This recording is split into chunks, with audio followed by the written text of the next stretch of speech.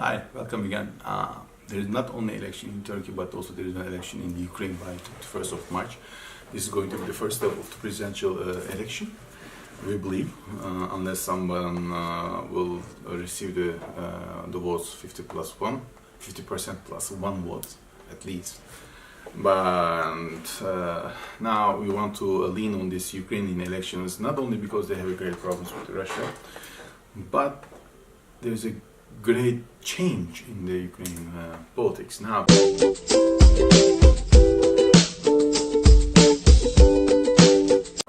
I will tell you two names that you are already familiar with. One of them is the existing president, Petro Poroshenko, and the other one, the former Prime Minister, Yulia Tymoshenko. Now, most likely you have already heard these names. The latter, Yulia Tymoshenko, has already have great problems with her rates, acceptance rates, approval rates, because of the charges that had been put against her due to the corruption and some favors to the businessmen, elites, and so on and so forth, which greatly weakening, or at that time weakened the Ukrainian economy. Same can be also mentioned for President Petro Poroshenko, but he has an acceptance rate much more higher than hers at the moment. But there's someone now who has the highest approval rate from the people. His name is, and I'm sure you haven't maybe known if you haven't watched I would say the ex-Soviet channels. He's a comedian named Volodymyr Zelenskiy. I know him because of the TV shows and the TV movies that I have watched. He's a very good actor, to be honest. I like to watch him. He's a comedian. He's intelligent in comedian, and usually people say if you are intelligent in comedian, you have a high IQ. I don't know whether it's true or not, of course, but by the Christmas Eve 2018, he was on a TV show and announced that he's going to run for the presidency. Most people, even including me, when I heard the news, I haven't watched the program, but I thought that he was basically joking, because he has no background in politics. But what has happened is he was serious. He started the campaign, and in 3 months, he already passed all the existing political parties and its members' approval rates. And most likely he's going to stay for the second round. And if he keeps on like that, it's a great projection that he might be elected as a president of Ukraine. Now, why he is there and what it means? He is there because of all the problems within the Ukraine. Economy is bad, corruption is high, favors to the business elites is high, and there is nothing good going on at this moment in terms of economy and politics in Ukraine. So he is a resilience of the people's choice. So what he's supposed, or what he's expected to do, is decrease or just kill the corruption and all these favors to the business elites and start doing something for the country. That is what people want. While he was in an interview with reporters, he said that people see me as one of them.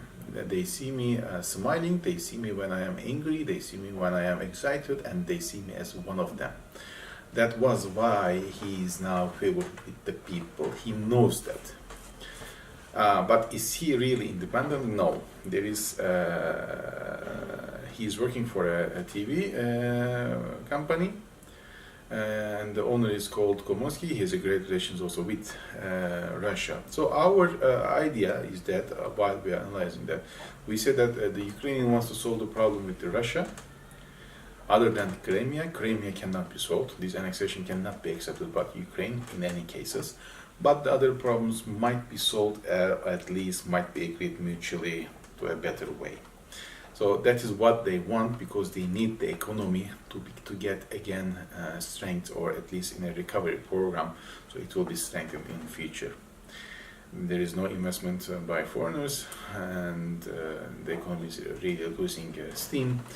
And corruptions are high, rule of laws are getting in effect, and people are losing trust in the country. So he needs to restore the country, and what is expected is that basically from him. Can he do that or not? It's a question mark, because he has no experience in government or state. It doesn't necessarily mean that he can't. He can, but it will be something that we need to really look into the details while he will be elected as a president. But that's very important, and not only for Ukraine but also all other countries. Now we are seeing some resilience in Algeria and also in Morocco. I believe also it will be in later on Hungary, because of the acting president over there. Turkey even, my country, and other countries in the region, that the people might seek another person to represent themselves, to be their voices and to be one of them, because of the bad economy. And while the global economy is now getting much more to stagnation phase, and maybe to much more recession phase in later on, our expectation by end of 2019 it will be stagnation officially. These unsatisfaction by people might turn into resilience to governments, and which is going to show itself as demonstrations.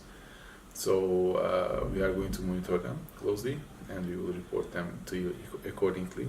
But as I told you, this is very important that in the region it might affect other countries, other people in the other countries' perception, and might change the roots of the governments maybe even in future. Thank you for watching us, and keep with us.